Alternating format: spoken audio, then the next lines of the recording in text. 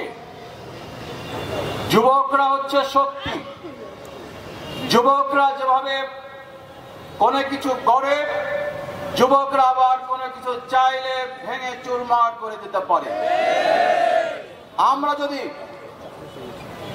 যুব সমাজ হিসাবে আমাদের এই প্রিয় মাতৃভূমিকে যে কোনো ধরনের অশুভ কোনো কিছু আমরা দেখতে পাই, তা ভেঙে চুরে চুরমার করে দিয়ে শোভনীয় কোনো কিছু আবার প্রতিষ্ঠা করা, গড়ে তোলার জন্য ভূমিকা পালন করতে পারি।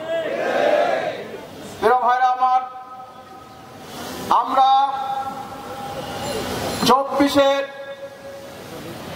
জুলাই আগস্ট বিপ্লবে বাংলাদেশে যে বৈষম্য ছিল, এই বৈষম্যকে ভেঙে চুরমার করে দিয়ে বৈষম্যহীন একটি বাংলাদেশ গড়ে তোলার জন্য ভূমিকা পালন করা হয়েছিল। বিপ্লব সংগঠিত হয়েছে, কিন্তু বৈষম্যহীন বাংলাদেশ এখনো বিনির্মাণ করা সম্ভব হয়নি। এটা একটি চলমান প্রক্রিয়া। এই বৈষম্যহীন বাংলাদেশ গড়ে তুলতে হলে আজকের যুব সমাজকে ভূমিকা পালন করতে হবে। প্রিয় ভাইরা আমার, যুব সমাজ আজকে পৃথিবীতে যেমন গুরুত্বপূর্ণ, মৃত্যুর পরেও জান্নাতে যারা যাবে তারা সব যুবক শ্রেণী হবে। যদি কেউ বৃদ্ধ থাকে, আল্লাহ রাব্বুল আলামিন তাদেরকে যুবকে পরিণত করে দিবেন। যুবকের ইবাদতকে আল্লাহ তাআলা খুব পছন্দ করেন, যুবকের রক্তকে আল্লাহ তাআলা পছন্দ করেন। সেই কারণে আমাদের মনে রাখতে হবে, আমরা বাংলাদেশকে একটি দুর্নীতি মুক্ত বাংলাদেশ গড়ে তোলার জন্য আমরা আমাদের ভূমিকা পালন করব। যেখানে দুর্নীতি, ওখানে আমাদের সংগ্রাম। আমরা যাবতীয় অন্যায়ের বিরুদ্ধে, যাবতীয় সন্ত্রাসের বিরুদ্ধে, যাবতীয় অনিয়মের বিরুদ্ধে আমাদের ভূমিকা থাকবে।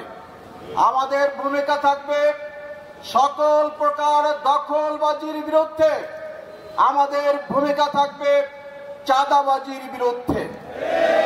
আমরা বাংলাদেশকে পরিচ্ছন্ন করতে চাই। কোন ধরনের বিদেশি আধিপত্যবাদ আমরা এখানে গ্রহণ করব না। সকল আধিপত্যবাদের গোপন তৎপরতা বা প্রকাশ্য তৎপরতাকে আমরা ভেঙে চুরমার করে দেব ইনশাআল্লাহ। প্রিয় ভাইরা আমার, বাংলাদেশের আমাদের নিজস্ব যে প্রোডাকশন আছে তার ভিত্তিতে বাংলাদেশ চলবে। বাংলাদেশ বিদেশের সকল পণ্য বর্জন করবে, বিশেষ করে ভারতীয় পণ্য আমরা বর্জন করব। ইতিমধ্যেই ভারতীয় পণ্য শেখ হাসিনাকে আমরা বর্জন করেছি।